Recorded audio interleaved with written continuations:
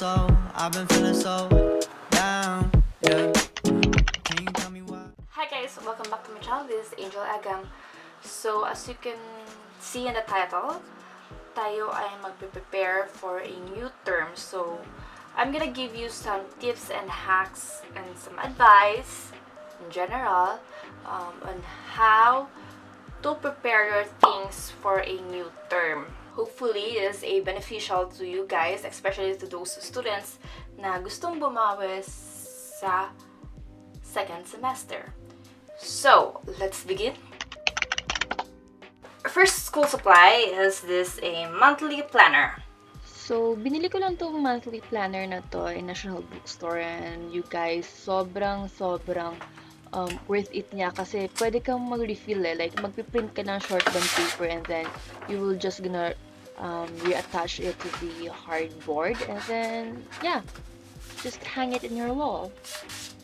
Either you're a boy or girl, have an artistic mind, or have a penmanship man, or wala, I think everyone should have a planner. A cute one man o hindi, a calendar man or a bullet journal. I think everyone should start to do their first planner. I promise guys, magkakaroon kayo ng peace of mind. So yeah, start your planner.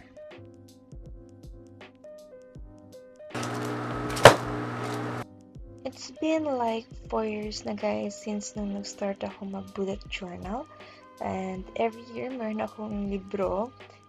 And super satisfying pag natapos mo yung buong libro kasi alam mong sobrang productive mo that year. And then actually this is for year 2021. I'm prepared. To make sure na makakabawi ka for the next semester, I suggest that you should be a grade conscious. Study all the system of your school, like the syllabus, the grading system of your school, every subject, and better yet, print them all, and then keep track of everything.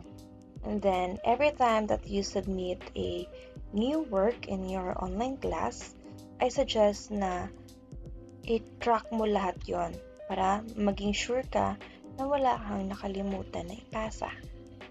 And you will know if gaano ka layo mo sa ideal grade na gusto mo and malalaman mo if ano score na dapat mong matake sa finals. So yeah, it's very helpful for preparation.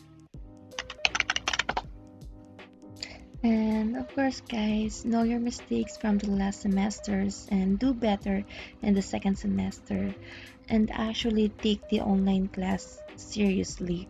Set up your table, create a small mini classroom in your room, and yeah, I'm just flexing all my supplies na binili ko for this school dapat. Actually, this is our supplies that maglalast ng ilang buwan, ilang taon kasi nag-hoard talaga ako guys. So yeah. And keep in mind guys, all the tech you're using right now, you're gonna actually use them in the future for your board exam and in your job. And then practice kayo guys all the software in your lectures.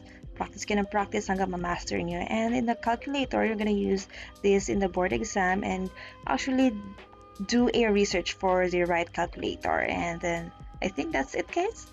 Thank you for watching. I hope I'm gonna see you in my next video. Bye!